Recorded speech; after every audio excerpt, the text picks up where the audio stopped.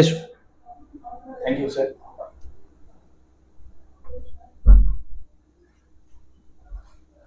Thank you sir.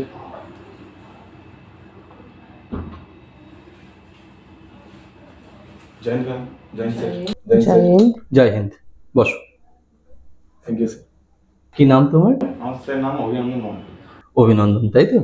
আচ্ছা অভিনন্দন, নিজের সম্পর্কে সংক্ষেপে বলো। স্যার আমার নাম অভিনন্দন মন্ডল, বাবার নাম সুজিত মন্ডল। আমি বাঁকুড়া জেলার অন্তর্গত ওন্দা থানা শ্রীরামপুর গ্রাম থেকে এসেছি। আমি 2018 সালে কনস্টেবল পদে রিক্রুটমেন্ট হই। তারপর স্যার বর্তমানে স্যার খড়গপুর জিআরপির অন্তর্গত বাঁকুড়া জিআরপিএসে কর্মরত। আমি স্যার আমার হবি বর্তমানে ট্রাভেলিং। তুমি জিআরপিতে আছো এবং তুমি ডিপার্টমেন্টে আছো, সেটা তোমার এন্ট্রি থেকে আমরা বুঝতে পেরেছি, তাই তো? আচ্ছা, জিআরপিতে অ্যাকচুয়ালি তোমার কাজ কি, কি করতে হয়? স্যার জিআরপিতে বিভিন্ন রকম কাজ হয়। ডিস্ট্রিক্ট পুলিশ থেকে একটু জিআরপির কাজ ধরনটা একটু আলাদা। যেমন স্যার ট্রেন গার্ড ডিউটি করতে হয়, আর বিভিন্ন স্কট ডিউটি বা ভিআইপি ডিউটি এগুলো তো আছেই, ট্রেনের মধ্যে যারা থাকেন। আর প্ল্যাটফর্ম ডিউটি থাকে, সেন্ট্রি ডিউটি থাকে, বা বিভিন্ন সময় সিএম ডিউটি বা বিভিন্ন মুভমেন্ট হয় সেই ডিউটিও করতে হয়। ওকে ওকে। তুমি আজকে কিসের ইন্টারভিউর জন্য এসেছো জানা আছে? হ্যাঁ sir, Kolkata police sub inspector. Kolkata পুলিশের মোটো কি? হ্যাঁ sir, with you always. Police, POLIC, হ্যাঁ স্যার। মিনিং বলতে পারবে? Police, P mean polite, O obedient, L loyal, I intelligent, C courageous, আর ই মিন এফিসিয়েন্ট। ঠিক আছে। অভিনন্দন শব্দের মানে কি? স্যার অভিনন্দন মানে মানে কাউকে স্বাগত জানানো। আচ্ছা আচ্ছা, ঠিক আছে। পড়াশোনা কি নিয়ে করেছো বললে? স্যার ভূগোল অনার্স নিয়ে পাস করি। জিওগ্রাফি অনার্স নিয়ে পাশ করেছো। তোমাদের বাঁকুড়া এলাকার ভূপ্রকৃতি কোন ধরনের? স্যার ভূপ্রকৃতি রাঢ় প্রকৃতির, মানে যেগুলো ল্যাটেরাইট মৃত্তিকা ধরনের, এবং জলবায়ুটা স্যার মৌসুমী আর্দ্র প্রকৃতির। মালভূমি অঞ্চল নয়? বাঁকুড়া পুরুলিয়া তো বেসিক্যালি মালভূমি অঞ্চল, তাহলে ভূপ্রকৃতি তো মালভূমি বলাটা প্রথমে প্রয়োজনীয়। হ্যাঁ, মালভূমির মধ্যে একটা মানে ভাগ পড়ছে, এটা রাঢ়ভূমির অংশ বিশেষ। কোন মালভূমির অন্তর্ভুক্ত? ছোটনাগপুর মালভূমি স্যার। ছোটনাগপুর মালভূমি, ঠিক আছে। শুশুনিয়াতে যে জলপ্রপাতটা দেখা যায় তার উৎস কিভাবে বা তার সম্পর্কে কি জানো? স্যার ওটা এক প্রকার প্রস্রবণ। আচ্ছা, কোথা থেকে উৎস সঠিক করে বলতে পারছি না স্যার। উৎসটা জানা নেই, তাই তো? ঠিক আছে। বাঁকুড়া, বিষ্ণুপুর এগুলো ঐতিহাসিক স্থান হিসেবে পরিচিত, এর ঐতিহাসিক প্রেক্ষাপট যদি একটু বলো। স্যার এটা কি নামকরণের বলছেন কিছু? বাঁকুড়া নামকরণ কেন হয়েছে, তার ইতিহাস কি, বা বিষ্ণুপুর বেসিক্যালি তার ওই ঐতিহাসিক প্রেক্ষাপট কি ধরনের, সেটা সম্পর্কে যদি বাঁকুড়া নামকরণ অনেকের মধ্যে মতবিরোধ আছে। বাঁকুড়া নাম অনেকে বাঁকা নাম থেকে উৎপত্তি হয়েছে। এলাকার ঐতিহাসিক যে নেতা বাঁকুড়ার নাম অনুসারে অনেকে বলে থাকেন।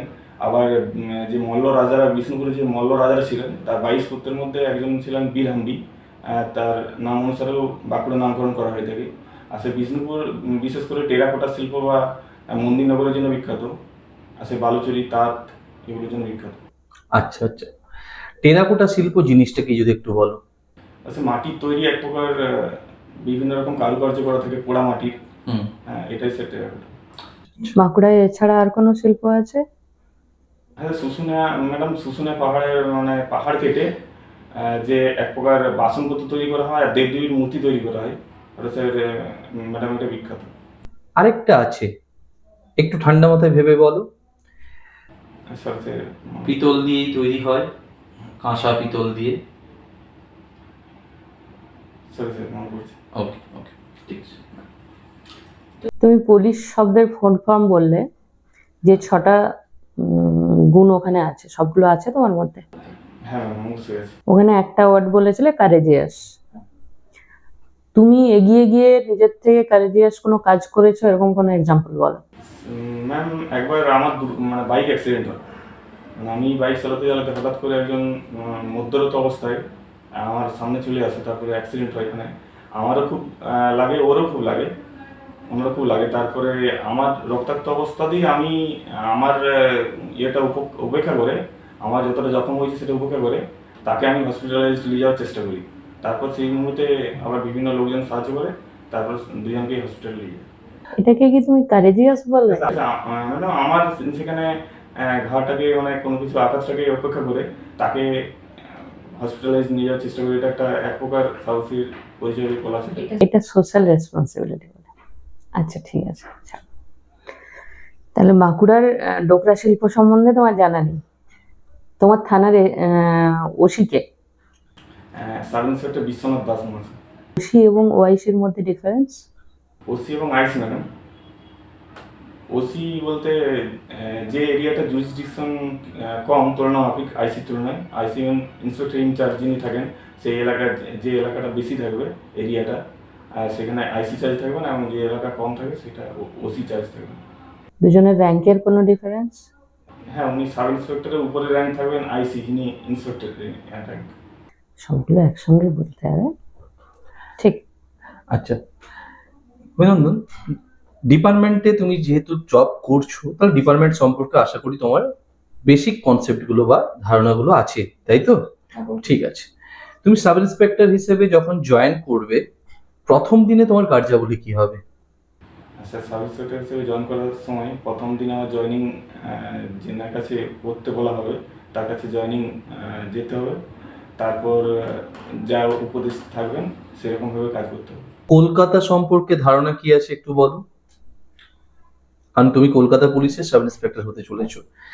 কলকাতার বেসিক এরিয়া সম্পর্কে তোমার যা যা ধারণা আছে তুমি একটু যদি বলো। সে কলকাতা 23টা জেলার মধ্যে অন্যতম একটা জেলা, যেটা সবথেকে পপুলেশন হাইয়েস্ট। আর মেট্রোপলিটন সিটি, যেটা ওয়েস্ট বেঙ্গল পুলিশের বাইরে। কলকাতা পুলিশের বর্তমান কমিশনারেট আছে বিনীত কুমার গোয়েল। আর স্যার কলকাতার নগরপাল যিনি মানে আছেন ফিরাদ হাকিম মহাশয়। তুমি কি হিসাবে আছেন? সে মনে পড়ছে না, সঠিক টার্মটা মনে পড়ছে। ওকে। ব্লক কতগুলো আছে কলকাতায়? কলকাতায় স্যার ব্লক নয়, ওয়ার্ড আছে। ওয়ার্ড কতগুলো আছে? 144টা আছে। কিছুদিন পরেই দুর্গাপুজো, ধরো এরকম পরিস্থিতি এলো, দুর্গাপুজোর সময় আগের বাড়ি একটা ঘটনা ঘটেছিল, খুব খারাপ ঘটনা, হিন্দু এবং মুসলিমদের মধ্যে রাইটস ছড়িয়েছিল, মনে আছে নিশ্চয়ই? ঠিক আছে। তো সেক্ষেত্রে কলকাতা খুব সেন্টিমেন্টাল এলাকা, গোটা ভারতবর্ষ কলকাতার পুজোর দিকে বা এই সময়ের কোনো ঘটনার দিকে কিন্তু নজর রাখে। তো এমন কোনো পরিস্থিতি যদি আসে যেখানে দুর্গাপুজোর দশমী আর এদিকে হিন্দুদের পুজো যেহেতু আর একটা মুসলিমদের মহরম একই দিনে তাদের রোড শো হবে, ঠিক আছে, দশমীর দিন একই দিনে বিজয়া দশমী আর মহরম পালিত হবে, সেই পরিস্থিতিতে দাঙ্গা হওয়ার সম্ভাবনা রয়েছে, তুমি কিভাবে সেটাকে হ্যান্ডেল করবে?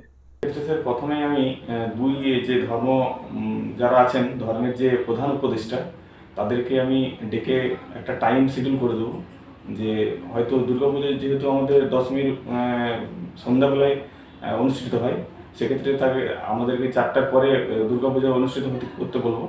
আর মহরম যেহেতু সকাল থেকে অনুষ্ঠিত হয় তাই দুপুর 3টের মধ্যে কমপ্লিট করতে বলবো। আর 3টে থেকে 4টার মধ্যে মানে 1 ঘন্টার মধ্যে, যাতে করে আমি রাস্তাটা দেখে নেবো যে কমপ্লিট হয়েছে কিনা। এইরকমভাবে স্যার ম্যানেজ করবে, তাই তো? আচ্ছা, আইপিসির ধারাগুলো বা আইপিসি সম্পর্কে কোনো ধারণা আছে? সিআরপিসি আর আইপিসি?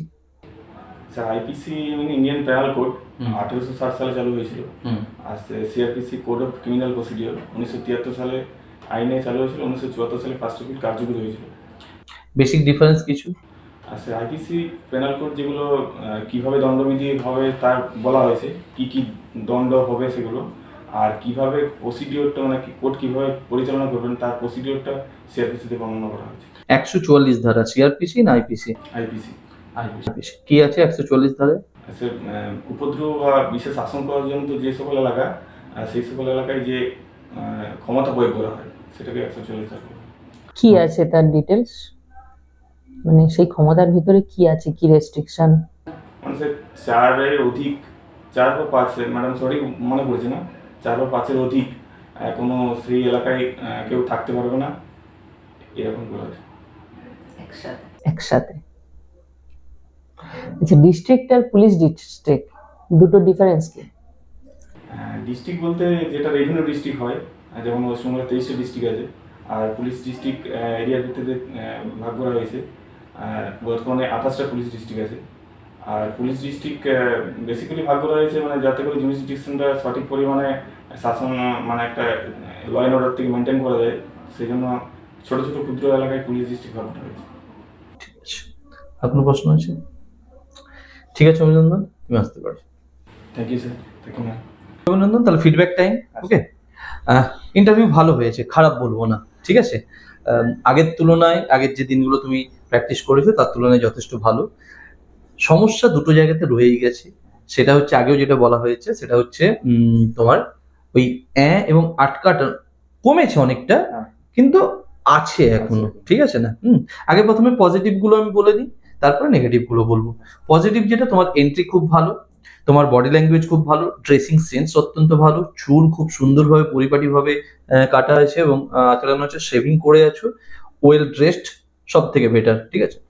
এন্ট্রি ভালো, বসার পশ্চার ভালো, তুমি সম্বোধন যখন করছো খুব ভালো, সাউন্ডের মধ্যে একটা পোলাইটনেস রয়েছে যেটা অত্যন্ত গুরুত্বপূর্ণ এবং খুব ভালো স্মুথ সাউন্ড আছে। এইখান পর্যন্ত কোনো সমস্যা নেই। ডেটা যেগুলো ইনফরমেশনও দিয়েছো, ম্যাক্সিমাম ইনফরমেশন ভালো দিয়েছো, কোনো অসুবিধা নেই। তোমার নিজের নাম সম্পর্কে, নামের মানে সম্পর্কে বলেছো, নিজের ইন্ট্রোডাকশন যেটা দিয়েছো দারুণ দিয়েছো। সাবজেক্টিভ কিছু কোশ্চেন করেছি, সেগুলো সঠিক বলেছো। হয়তো বাঁকুড়া সম্পর্কে আরেকটু ডিটেল বলা যেতে পারতো। টোকরা শিল্প একটা মানে তোমার বাঁকুড়ার বিরাট বড় শিল্পের মধ্যে পড়ে, যেটা পিতল বা কাঁসা দিয়ে তৈরি হয় আর কি, ঠিক আছে তো? তাহলে ডোকরা শিল্প সম্পর্কে তোমার একটু ক্ল্যারিটি থাকা দরকার ছিল। আর হয়তো আমি জিজ্ঞেস করতাম, শুশুনিয়াতে গেলাম জলপ্রপাতটাতে, ওটা অভিনব প্রশ্রম বললে, ঠিক আছে, এগুলো সম্পর্কে মোটামুটি ঠিক আছে। তবুও নিজের এলাকাটা সম্পর্কে আরেকটু জেনে নাও, ঐতিহাসিক স্থানগুলো সম্পর্কে আরেকটু ডিটেলিং নিয়ে নাও। আমরা সাহিত্যিক বা কবি সম্পর্কে জিজ্ঞেস করলাম না, ওগুলো একটু জেনে নেওয়াটা প্রয়োজন আছে। তোমার এলাকার ডিএম রিসেন্ট চেঞ্জ হয়েছে, সৈয়দ এন মহাশয় রিসেন্টলি চেঞ্জ হয়েছে, জাস্ট কাল বা পরশু হয়েছে মোস্ট প্রবাবলি। তাহলে সেক্ষেত্রে একদম আপ টু ডেট আছো, যেহেতু কোনো অসুবিধা নেই, এগুলো নিয়ে কোনো সমস্যা নেই, ঠিক আছে না? সিচুয়েশন বেসড কোশ্চেন আমি একটাই ধরলাম, ঠিক আছে, ভালো অ্যান্সার দিয়েছো, ওটা নিয়ে কোনো সন্দেহ নেই, অ্যান্সার ভালো হয়েছে, ঠিক আছে। কিন্তু ওই যে বলার সময় মুখে স্মাইলটা যেটা, ওটা মিসিং আছে। তুমি রেকর্ড দেখলেও বুঝতে পারবে মুখে স্মাইলটা মিসিং আছে, এখন যেটা আছে তখন সেটা ছিল না। মানে অ্যান্সার দেওয়ার সময় তোর মুখটা গম্ভীর হয়ে যাচ্ছে। ফেস যদি গম্ভীর হয়ে যায় তাহলে সেক্ষেত্রে কি হবে বলতো, মানে তোমার যে অ্যান্সার গুলো আসছে না, সেই অ্যান্সার গুলোর যে ক্ল্যারিটিটা, সেটা যদি যদি ফেসটার মধ্যে একটু হাসি থাকে, একটু হালকা হাসিস, হালকা স্মাইল, এই যেমন এখন থাকছে, এটা তোমার কনফিডেন্ট লাগবে। কিন্তু মুখটা যখন গম্ভীর হয়েছে, মনে হয় যেন তুমি নার্ভাস হয়ে আছো। এবার নার্ভাস ব্যক্তি কখনো কনফিডেন্ট ফিল করবে না, বুঝতে পেরেছো তো? তাহলে হালকা স্মাইলটা রাখো, এটা তোমার পক্ষে খুব ভালো। এমনিতে ওভারঅল তোমার সবকিছুই ঠিক আছে, ওই অ্যাটা একটু আটকে দাও, আর হচ্ছে মুখের স্মাইলটা দেখো, বাকি অ্যান্সার তুমি যা যা মোটামুটি দেওয়ার দিয়েছো। হ্যাঁ, ওটা ঠিক আছে, আটকে যাতে না যায়, ফ্লুয়েন্সিটা একটু রাখো, ঠিক আছে। হ্যাঁ স্যার সবই বলে দিয়েছেন, শুধু তুমি ইন্ট্রো বলার সময় মাধ্যমিক এইচএস এগুলো মেনশন করোনি, মিস হয়ে গেছিল, একটু ধ্যান রাখতে হবে, এটা তোমার ক্ষেত্রে প্রথম দিনেও হয়েছিল। হ্যাঁ দেখো, মানে ওটা স্কিপ করাও যেতে পারে, কিন্তু বললে কি হবে, বললে বেটার। হ্যাঁ আমরা বলবে, এবং সংক্ষেপে বলবেন তাহলে ইন্ট্রোতে ওগুলো বলা দরকার, এবং উইথ সাল। মানে কোন সালে কোন নালে জায়গায় আবার পাস করেছো। আবার তোমাকে জিজ্ঞেস করে কনফার্ম করতে হবে যে তুমি কন্টিনিউয়াস করেছো কিনা, কোথাও কোনো ব্রেকডাউন আছে কিনা, যেটা আমরা কোশ্চেনটা করলাম না, কিন্তু ওই ইনফরমেশনটা থেকে ওইগুলো পাওয়া যায় যে কেউ কন্টিনিউ না মাঝখানে ব্রেকডাউন কিছু আছে, তাহলে সেখান থেকে কোশ্চেন আছে। কারো যদি কোনো ব্রেক থাকে সেখান থেকে কোশ্চেন আছে, ওগুলো মেনশন করে দেয়। ওভারঅল আমার তরফ থেকে তুমি ভালো নাম্বারই পাচ্ছ, ঠিক আছে না? 16 প্লাস পাচ্ছ, ওকে। বাকি ম্যাডাম 15। ঠিক আছে, তুমি ওভারঅল যদি তুমি দেখো যে তোমার 30-এর মধ্যে তুমি কিন্তু প্রায় 16 বা 15 পাচ্ছ, ঠিক আছে, বেটার। 20 করতে পারলে আরো বেটার হবে, ঠিক আছে না? চলো পরের বার হবে, ঠিক আছে না? কোনো প্রবলেম নেই। নেক্সট টাইম আরেকটু বেটার দেওয়ার চেষ্টা করো। তোমার ইন্টারভিউ ডেট কবে আছে? 21 তারিখ। ওফো, এত পাচ্ছি না। মোটামুটি ওর সব ঠিকই হয়েই গেছে, শুধু কনফিডেন্স আর হ্যাঁ, স্মাইল। কনফিডেন্স আর স্মাইলটাকে একটু ঠিক করে নাও। ওটা যদি ঠিক হয়ে যায়, তুমি এটাতে দেখো 20 প্লাস হয়ে যাবে, ঠিক আছে? বাকি ইনফরমেশন গুলো মোটামুটি ওটা মোটামুটি ওটা ঠিক হয়ে আছে, গেছে, সেটা ওগুলো- তোমার আগেও মোটামুটি ঠিকই ছিল, খুব একটা খারাপ ছিল না। তোমার অ্যাপিয়ারেন্সে কোনো সমস্যা নেই, তোমার অ্যাপিয়ারেন্সে কোনো সমস্যা নেই, তোমার এন্ট্রিতে কোনো সমস্যা নেই, তোমার বসাতে কোনো সমস্যা নেই, কোনো জায়গায় কোনো প্রবলেম নেই, কমিউনিকেশনেও অনেক আপ টু ডেট। শুধুমাত্র ওই 2-3টে জিনিসকে একটু রেডি করে নাও, স্মাইলি ফেসটা রাখো। আর তোমার স্মাইলি ফেসটা ভালো লাগে, তোমার দেখতে সুন্দর না। অ্যাকচুয়ালি কলকাতা পুলিশ হোক বা পুলিশ ডিপার্টমেন্ট হোক, যখন তুমি ইন্সপেক্টর হিসেবে বা সাব ইন্সপেক্টর হিসেবে যাচ্ছ, এক্সপ্রেশন বিরাট ইম্পর্টেন্ট থাকে, ঠিক আছে না? তাহলে ফেসিয়াল এক্সপ্রেশনে একটা স্মাইল রাখলে যথেষ্ট ভালো হবে, কারণ পরিস্থিতি হ্যান্ডেল করতে হবে তোমাকে, ঠিক আছে না? ওকে, চলো, বেস্ট অফ লাক। ঠিক আছে, এসো এসো।